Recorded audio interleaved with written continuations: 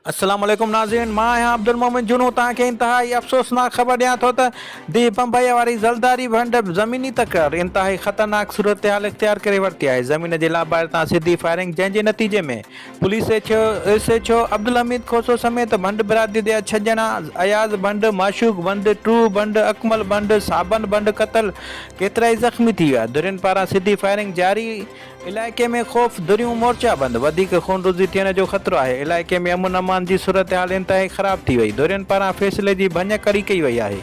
Case court में हलंदड़ आहे। अमन खे क़ाइमु करण ऐं मामिलो ॻाल्हियुनि ज़रिए हल करण लाइ किरदारु अदा कंदड़ ACUP सरबराह सैयद ज़ैन शाह हिन वक़्तु असां सां लाइन ते मौजूदु आहे।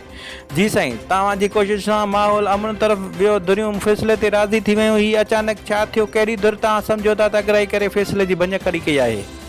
हर को पंहिंजे ज़मीन ते वेठो हो। पहिरीं फ़ैसिलो इहो थियो हो त का बि धुर ज़मीन ते न वेंदी, पर उन ते ज़रदारी धुर अमल न कयो। पहिरें ॾींहं खां वठी पहिरीं चयो त मुख़्तियार कार संभालींदो जेसि ताईं फ़ैसिले जी फतवा नथी अचे, पर पहिरें ॾींहं खां वठी उते पहिरीं 5-10 माण्हू, पोइ 100 जी तइदाद वठी उते वेठा आहिनि ऐं उते कब्ज़ो करे वेठा आहिनि। उन करे पहिरें ॾींहं खां हुननि फ़ैसिले ते जेको अमीन जो आहे उहो मञी कोन्हे।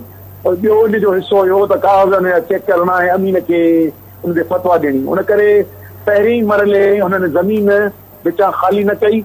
आस पास जी ज़मीनुनि ते जेके हुननि जे काश्त कनि पिया ॿिया माण्हू जिन ते हिनजो कब्ज़ो न आहे, उहो बर्दाश्त नथा कनि। उन मां इहो नज़र थो अचे त शायदि उन्हनि ज़मीनुनि ते बि कब्ज़ो करण जो इरादो रखनि था। उन करे हुननि खे फायरिंग करे हुननि खे शहीद कयो वियो। हिन वक़्त ते जिन फायरिंग कई आहे उहे ज़िमेदार आहिनि, पर पुलिस पंहिंजी अणधुरी हुन किरदारु अदा न कयो आहे, यकधुरी कयो आहे। फायरिंग कंदड़नि खे रोके न सघी आहे।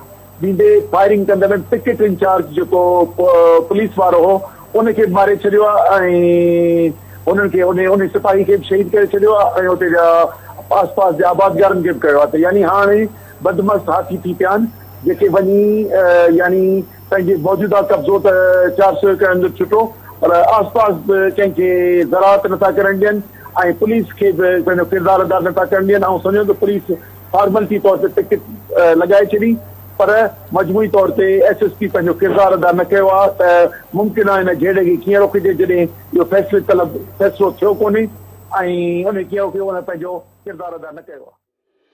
जी साईं, ज़िले इंतिज़ामिया ते केतिरो एतमाद आहे? छा मुतालबो कंदो ऐं अॻिते जे लाइ छा लाहे अमल जोड़ींदो? असांजो ज़िले पुलिस ते मुकमल बेइतमादीअ जो आहे ऐं असां कोर्टुनि में बि करे चुका आहिनि लाॻापियल धुर।